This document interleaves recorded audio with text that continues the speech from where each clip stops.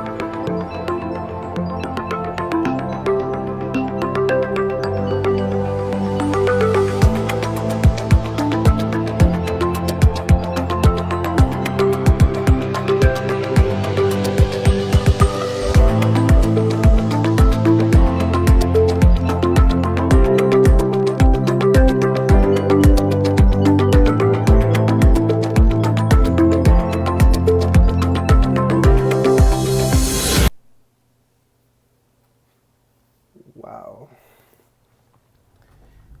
So as you can see, Esau's back at it again with more bullshit. If you were reading along as I was, you would have saw all the bullshit facts or all the bullshit lies Salakia they're trying to slide off as fact, saying it's better for humans, it's better for the planet, throwing statistics out like by the year 2050 there will be 9 billion on people on Earth.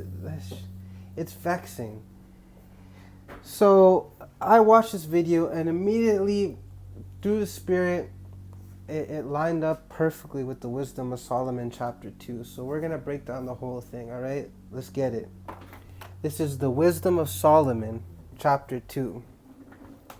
For the ungodly said, reasoning with themselves, but not aright. Our life is short and tedious, and in the death of a man there is no remedy. Neither was there any man known to have returned from the grave. If your mind doesn't click to immediately know that this is talking about Esau, I don't know what to tell you now. Our people have sunk so far into the sunken place that you can apply this even to our own nation, which is sad as shit. But right now we're focusing on its original meaning. This is talking about Esau, okay? The so-called white man, okay? Nothing is white about him, not even his teeth, all right? So, for we are born at all adventure, and we shall be hereafter as though we had never been. For the breath in our nostrils is as smoke, and a little spark in the moving of our heart. Already, this is the demeanor of an Edomite. Pure hopelessness. Because spiritually they know that in this present world that they're in, that they're so-called alive to be in, their life is hopeless, and the world to come after will be even more hopeless. Wow, what a sad existence. Which being extinguished, our body shall be turned into ashes, and our spirit shall vanish as the soft air. And our name shall be forgotten in time, and no man shall have our works in remembrance, and our life shall pass away as the trace of a cloud, and shall be dispersed as a mist, that it is driven away with the beams of the sun, and overcome with the heat thereof. Just going on to say that no one is going to remember Esau. It even talks about this in the commandments. We will utterly destroy. Like, they know, any Edomite knows in their spirit that they have no reason to be alive, if other than to be alive, to be turned into slaves. Like, they are pure garbage, just walking garbage. For our time is a very shadow that passeth away, and after our end there is no returning. For it is fast sealed, so that no man cometh again. They already know, man. Esau knows their judgment. Esau knows what's going to happen. And to the Akim that also are in the know of that prophecy, Esau knows they're finished. Come on, therefore, let us enjoy the good things that are present, and let us speedily use the creatures like as in youth.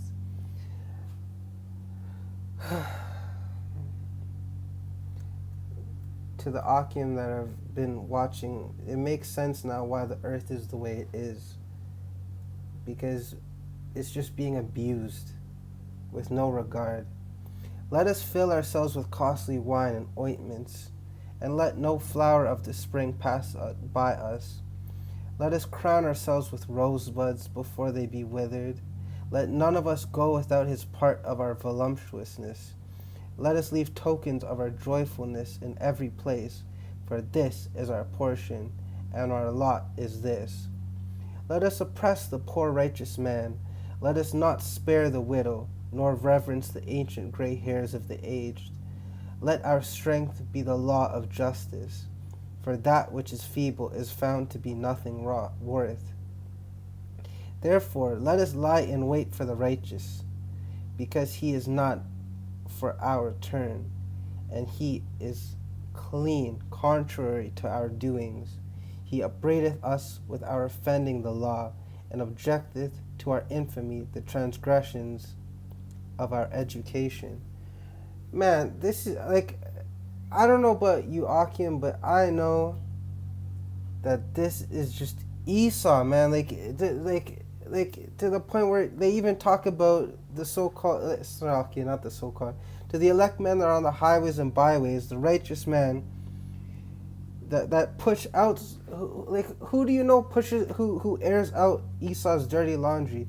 The men of the Lord that be on the highways and byways, right? This is Esau talking about them, because the men of the Lord, anyone that's for the Lord, is against Esau and his ways.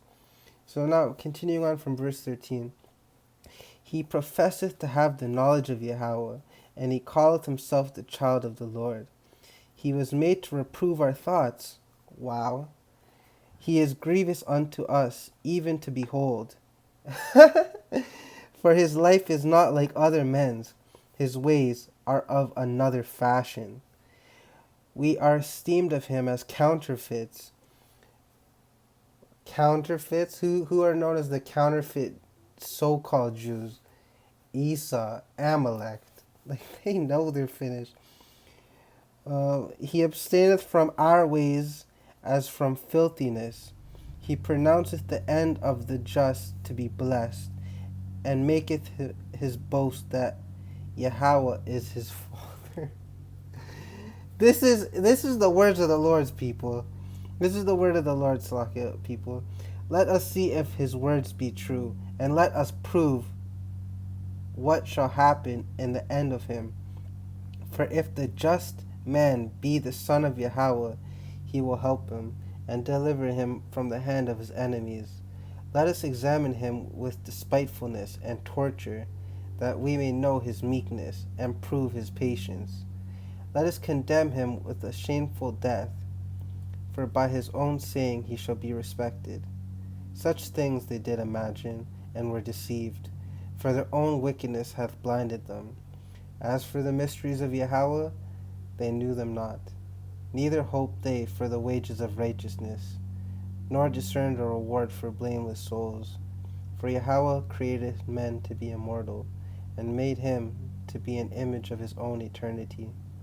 Nevertheless, though envy of the devil came nevertheless, through envy of the devil came death into the world, and they that do hold of his side do find it.